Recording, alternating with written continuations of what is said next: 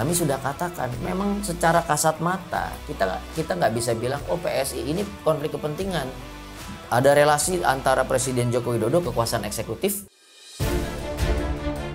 Majelis Kehormatan Mahkamah Konstitusi (MKMK) sudah memutuskan bahwa para hakim MK, salah satunya Anwar Usman, melanggar kode etik berat. Bagaimana bisa sebuah institusi yang berperan menegakkan prinsip negara hukum justru main akal-akalan? Lantas apa yang bisa kita generasi muda lakukan? Ikut arus atau diam saja? Kamu yakin?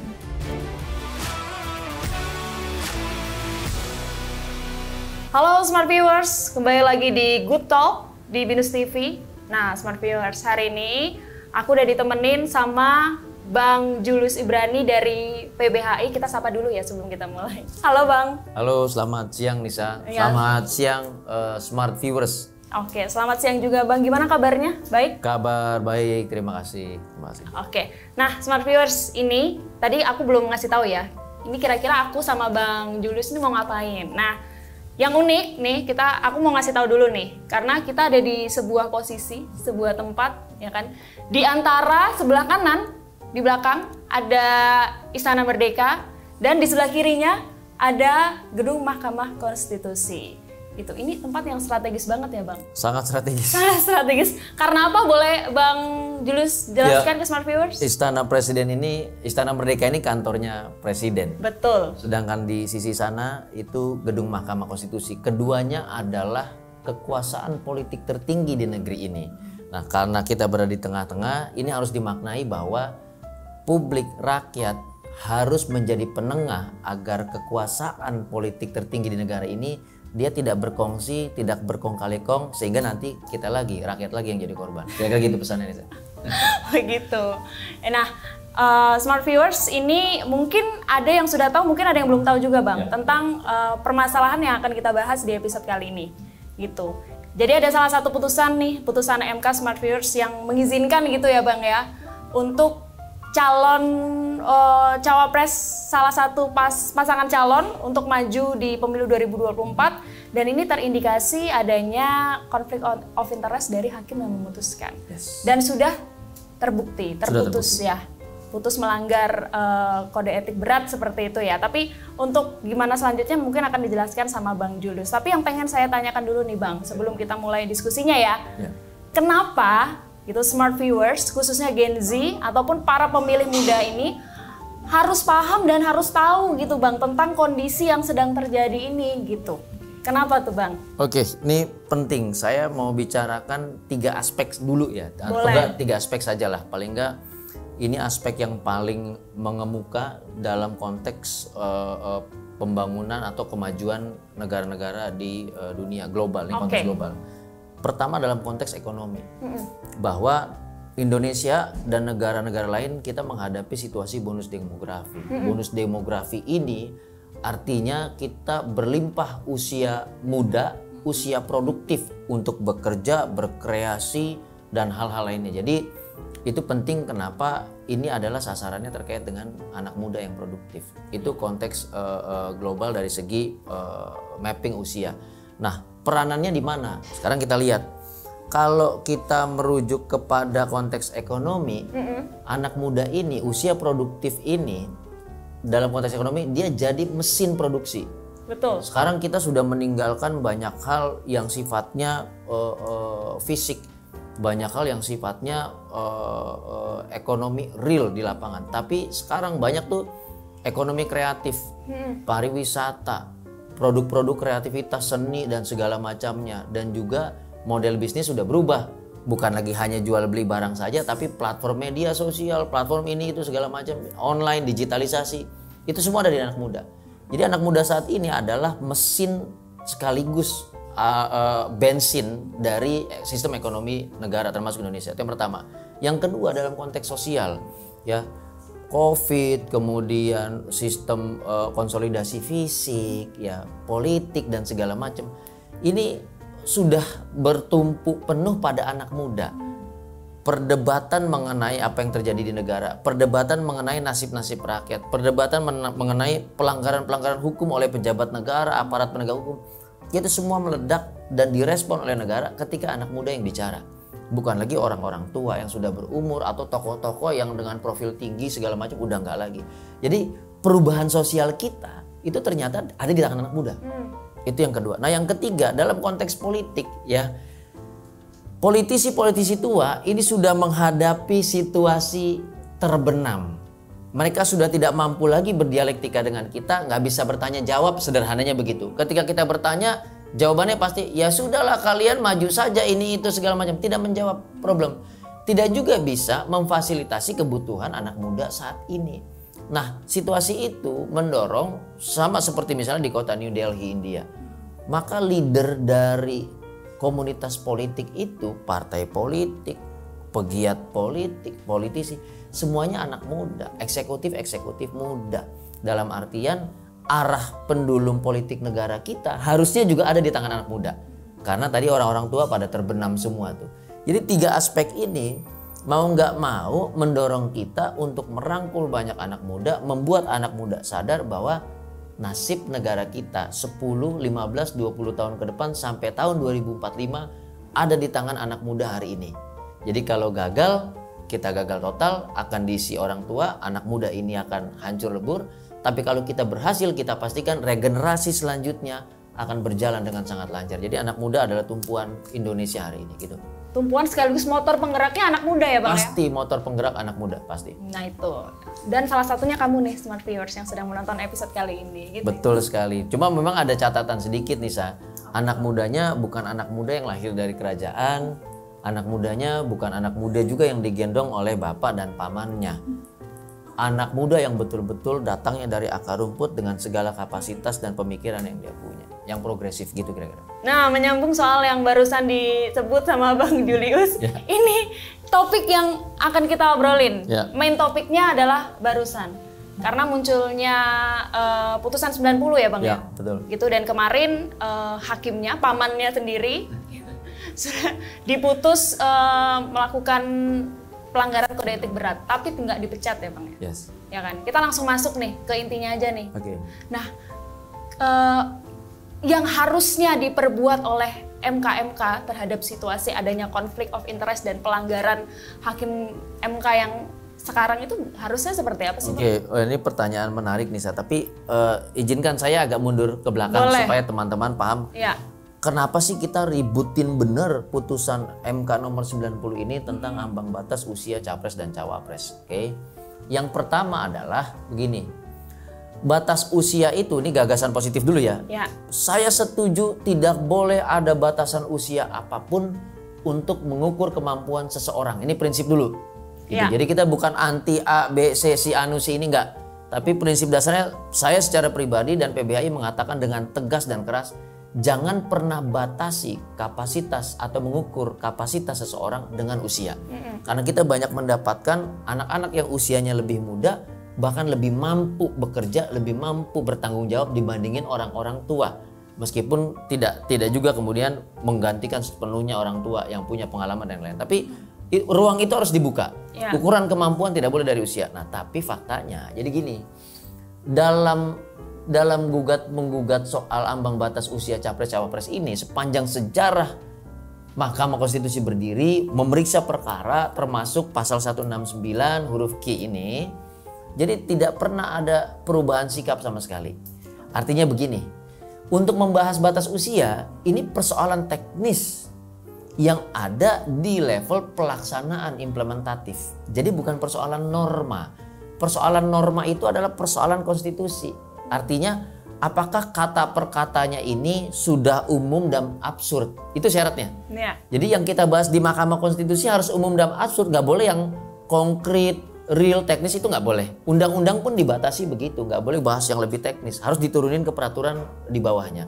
Nah artinya apa? Sepanjang gugatan soal ambang batas usia, sejauh ini ada berbagai macam putusan dilempar kepada mekanisme open legal policy atau pembahasan lebih lanjut dilakukan oleh DPR, Presiden yang kemudian berkonsultasi dengan KPU selaku penyelenggara pemilihan umum kita. Nah sikap itu konsisten. Kemarin berubah. Tetapi yang menarik adalah, nah ini yang saya katakan juga sebuah penyesatan kepada publik. Saya harus tegaskan itu, penyesatan kepada publik. Ternyata putusan 90 ini tidak mengubah syarat melalui batas usia sama sekali. So klausanya adalah syaratnya 40 tahun, yang diputuskan dalam putusan 90 tetap 40 tahun, gak ada yang berubah. Jadi di bawah 40 tahun tetap gak boleh maju. Gitu. Jadi kalau dikatakan putusan ini untuk anak muda, tidak ada perubahan di situ. Jangan tersesat di situ. Kami tegas, jangan tersesat karena angka 40 tahun tidak diturunkan. Nah, yang jadi problem adalah kemudian dia dilemparkan dengan klausa tambahan, dalam istilah Mahkamah Konstitusi kondisional bersyarat. Nah, kondisional bersyarat itu artinya pemaknaannya harus sepanjang, nah itu tadi frasa yang dijelaskan. Dia berusia 40 tahun atau itu artinya meskipun belum berusia 40 tahun sepanjang dia pernah atau sedang menduduki jabatan publik yang dipilih melalui pemilihan umum. Tadi elected officials istilahnya seperti itu. Nah, lalu kejanggalannya di mana nih, Sa? Kejanggalannya di mana? Tadi 40 tahun nggak berubah, dia tetap 40 tahun. Artinya anak muda di bawah 40 tahun nggak boleh, gitu ya. Itu satu. Yang kedua adalah dalam perkara 90 ini kami sudah katakan dari awal, mula-mulanya PSI mengajukan, kami sudah katakan memang secara kasat mata kita nggak bisa bilang oh PSI ini konflik kepentingan. Ada relasi antara Presiden Joko Widodo kekuasaan eksekutif dengan Mahkamah Konstitusi kekuasaan yudikatif, di mana ketuanya adalah adik iparnya Jokowi, gitu ya. Nah, relasi yang harus dibangun di Mahkamah Konstitusi karena ini lembaga tertinggi dalam konteks moral dan etika, dia harus lihat kaitan langsung dan tidak langsung. Tidak langsung ini bisa jadi kepentingan politik. Dari awal kita udah bilang sederhana gini, kalau PSI yang majuin gugatan, itu harus dinyatakan konflik kepentingan secara tidak langsung. Kenapa? PSI kan partai buzzernya Presiden Joko Widodo. Kita tegaskan, PBHI berkali-kali bilang kalian ini kompradornya Joko Widodo. Kalian ini bergerak bersikap sesuai dengan perintah Joko Widodo. Artinya ada kepentingan dong di situ, kesamaan. Nah, harusnya itu juga ditolak. Terbukti on proses tiba-tiba Kaisang jadi ketua PSI. Itu sudah jadi satu pertanda. Itu yang pertama. Yang kedua adalah kita tahu sepanjang proses itu berjalan, dalam permohonan dia mencantumkan langsung nama Gibran Rakabuming Raka selaku legal standing. Legal standing itu artinya kedudukan hukum dari si pemohon. Artinya begini, dia menjelaskan gini, saya secara hukum punya kepentingan terhadap pasal 169 Ki dalam konteks capres-cawapres. Secara mendasar ya, ini paling selemah-lemahnya iman lah, simply saying, dia harusnya bilang gini, saya pernah loh mau jadi capres-cawapres gagal karena saya belum 40. Saya pernah loh daftar ke KPU ditolak karena saya belum 40. Saya pernah loh ke partai politik mengajukan diri untuk jadi cawapres ditolak karena belum 40. Itu namanya kedudukan hukum. Jadi saya punya kepentingan untuk maju jadi cawapres, tapi karena belum 40, sementara undang-undangnya bilang 40, saya terganggu, saya nggak bisa maju. Padahal hak asasi manusia saya adalah salah satunya saya punya hak politik untuk dipilih dan memilih. Dipilih tadi cawapres dipilih. Nah, saya terhambat. Nah, itu legal standing yang harusnya mutlak disyaratkan oleh Mahkamah Konstitusi. Di Mahkamah Konstitusi saya secara pribadi atau kelembagaan sejak saya di YLBHI, sekarang di PBHI, itu ketat sekali nih, Sah. Sangat ketat dipertanyakan, kamu kepentingannya apa? Kamu pengalamannya apa? Saya kasih contoh gini, ini agak lebar dikit. Kita teman-teman pernah ngajuin uji materi tentang tax amnesty yang menurut kami tidak menimbulkan kepastian hukum dan menimbulkan ketidakadilan. Karena perusahaan besar yang utangnya banyak diampunin dosanya. Sementara kita kalau bawa motor ya, motor Matic yang kalau sen kiri beloknya kanan itu ya, plat nomornya nggak sesuai pajak aja, artinya kita belum bayar pajak, diangkut motor kita nih, Sah. Diangkut motor kita diangkut gitu. Nah, ini mereka diampuni. Nah, tapi poinnya adalah pada saat pemeriksaan itu kita bahas soal pasal pengampunan pajak yang nggak adil buat masyarakat miskin. Tapi tahu apa yang dilakukan oleh Mahkamah Konstitusi ketika itu? pajak kami diperiksa, pajak pribadi. Apa urusannya? Apa urusannya? Kecuali dia bilang kamu punya perusahaan, kamu ngajuin tax amnesty, kamu nggak dikasih, jadi nggak adil. Oh itu kita bisa siapkan. Tapi enggak, pribadi kita diperiksa pajaknya, artinya sedalam itu diperiksa. Nah pertanyaannya, legal standing pemohon perkara 90 atas nama Almas itu bukan pakai dirinya sendiri, karena dia tidak punya pengalaman apapun dalam konteks politik, apalagi capres-cawapres. Dia pakai Gibran Rakabuming, dan ajaibnya profil Gibran itu yang dipakai dalam putusan, Nisa. Jadi yang ngujuin orang lain Almas, profilnya yang dipakai Gibran, yang diakui majelis hakim Gibran. Lah Almasnya mana? Gitu. Ini ditambah kekisruhan secara administrasi. PBI temukan loh, perbaikan permohonan mereka tidak pernah ditandatangani. Itu identitas. Nah pertanyaannya, kalau identitas kita nggak punya, KTP, kartu keluarga nggak punya, akta kelahiran nggak punya, kita diakui nggak Nisa? Enggak. Lah kenapa permohonan perbaikan itu diakui dan dibahas? Itu penting, itu fatal sekali di Mahkamah Konstitusi, itu satu. Yang kedua, itu perkara sudah dicabut Nisa. Jadi perkara itu sudah dicabut sama dia. Lalu dia kirimin pembatalan pencabutan. Ya kan? Nah itu yang kami dorong kemarin, CCTV dibuka. Siapa yang datang hari Sabtu? MK nggak pernah buka hari Sabtu Nisa. Siapa yang buka hari Sabtu, menerima pencabutan pembatalan itu, kemudian diterima, dibahas sampai sidang. Sakti betul bisa bikin MK lembur di hari Sabtu. Gitu loh. Itu nggak pernah kejadian sepanjang Indonesia merdeka, MK berdiri sampai detik ini nggak pernah kejadian. Baru itu kejadian hari libur, MK standby untuk satu orang anak muda itu. Ya. Nah, terakhir kami mau bilang begini. Dalam pembahasan, ya, sebetulnya kata kunci yang jadi klausa yang kami perdebatkan itu, kami ributkan itu, pemohon ini nggak pernah mengajukan istilah atau kata sedang Nisa. Yang diajukan adalah berpengalaman. Yang dibahas dalam putusan, dalam persidangan dan dalam rapat pemusyawaratan hakim, semua hakim bilangnya berpengalaman atau pernah.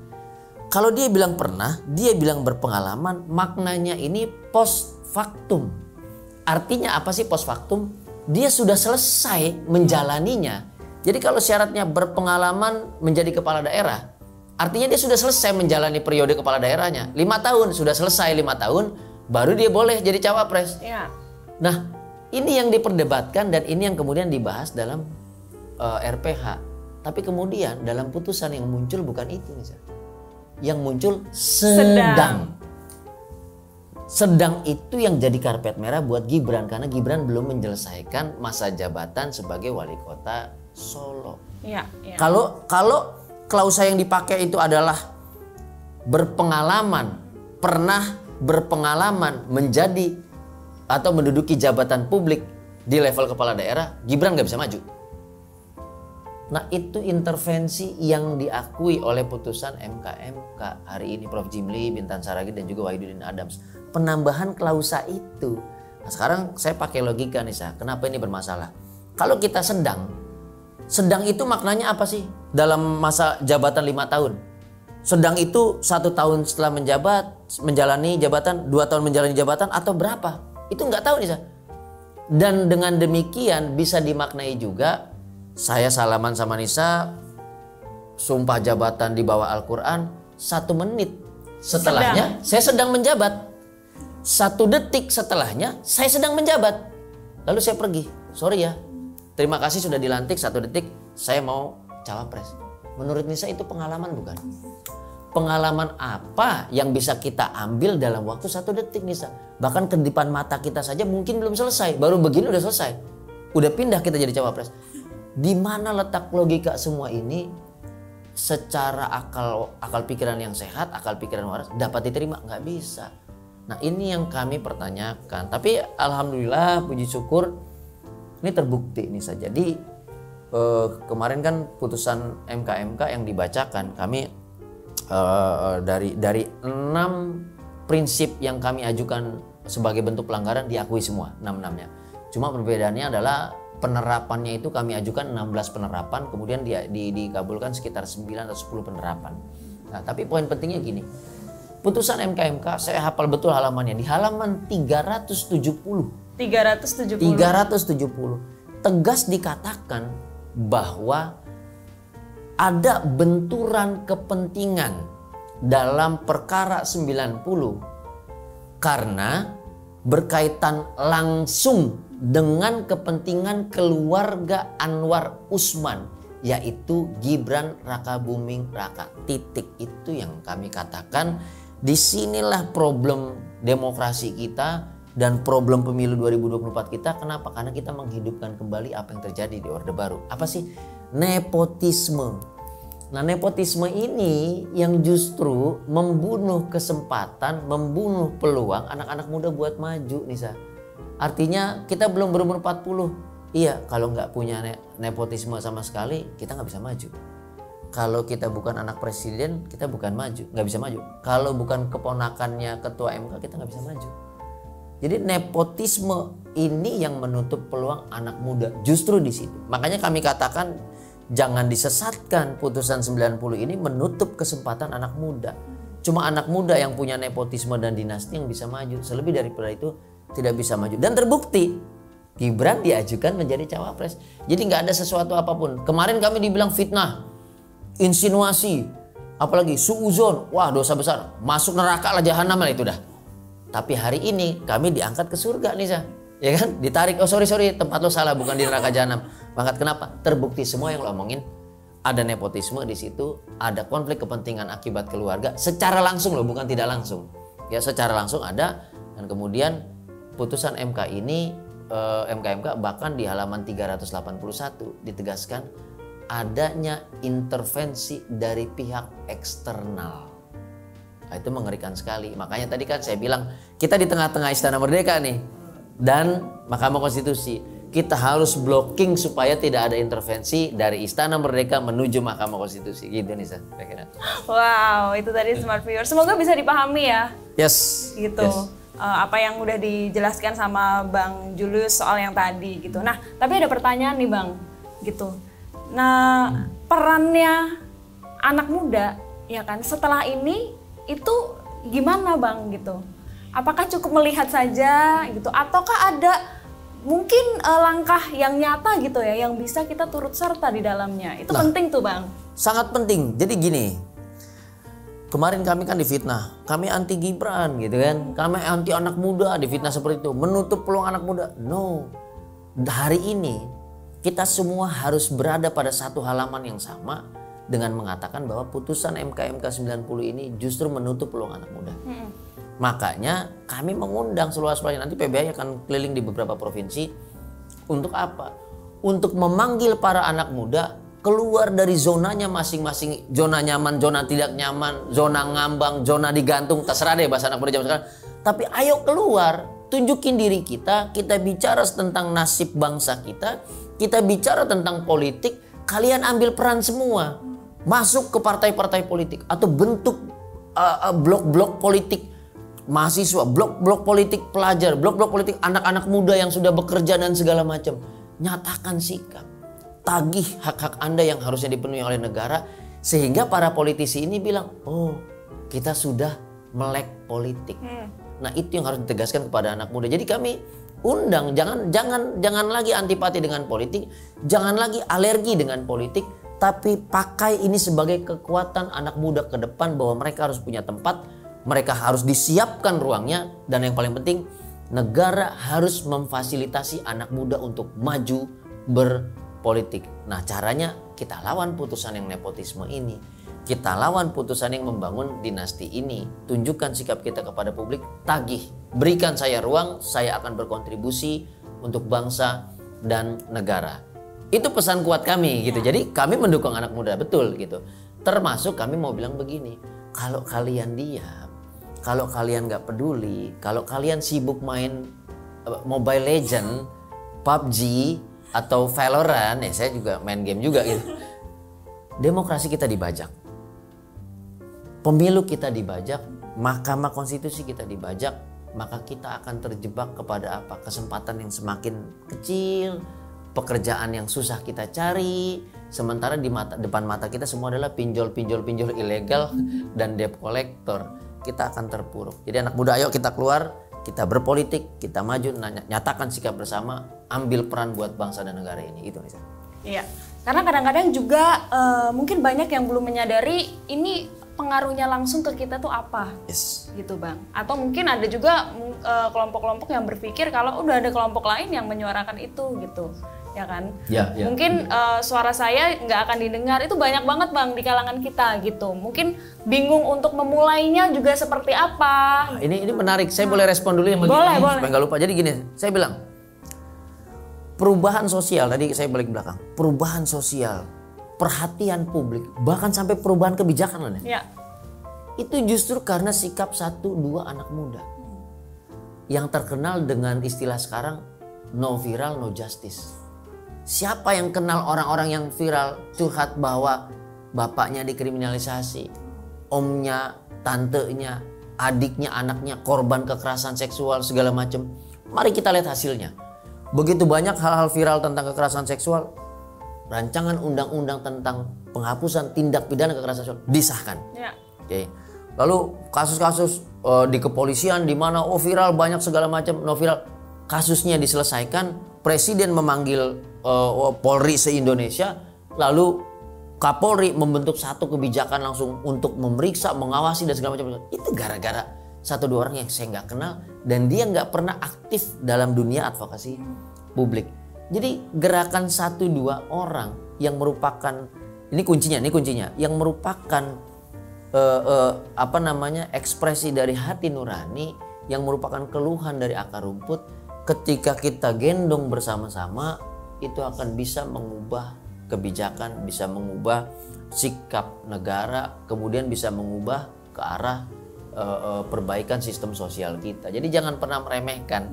Dan kita punya gawai ya, gadget, handphone, kita punya media sosial, dan itu banyak sekali mempengaruhi perubahan-perubahan sosial kita ke arah lebih maju. Jadi saya secara pribadi, saya selalu bilang anak muda, ada fenomena apapun sampaikan di ruang publik. Kita amplifikasi, kita satu lagi contoh, sorry ini saya apa tambahin. tuh Bang? Boleh. Jadi saya terima banyak WA waktu itu ya, WA soal misalnya razia di pinggir jalan tanpa surat, semua diperiksa, handphone, dompet segala macem, gua dikorek-korek, sampai kemudian saya ditunjukin ada satu acara di TV yang isinya ngerazia segala macem, ya kan? Ya. Kemudian saya punya gagasan gimana caranya, karena saya nggak punya media sosial, saya nggak punya sosmed. Saya undang teman, berdiskusi sama teman saya, dan kemudian dia mengundang saya untuk di platform media kami, yuk kita bahas soal video itu. Kita bahas, saya bahas secara sederhana pelanggaran hukum apa yang dilakukan oleh aparat kepolisian pada saat melakukan razia yang tidak memenuhi syarat-syarat administrasi dan juga syarat hukum. Ketika kita bahas itu meledak, dan kemudian apa? Tidak lagi dilakukan razia yang sama karena itu melanggar hak asasi manusia dan melanggar hukum. Itu dari satu ocehan teman-teman, kok banyak amat, kenapa sih? Kan gitu. Ya mungkin saya nggak banyak kena razia karena mungkin nggak keluar tengah malam segala macam. Tapi orang-orang ini protes untuk fenomena yang sederhana dan kita bisa ubah itu. Itu contoh penting nih, gitu kira-kira. Iya. Tapi tadi menyoroti soal yang no viral no justice ini menarik juga ya Bang.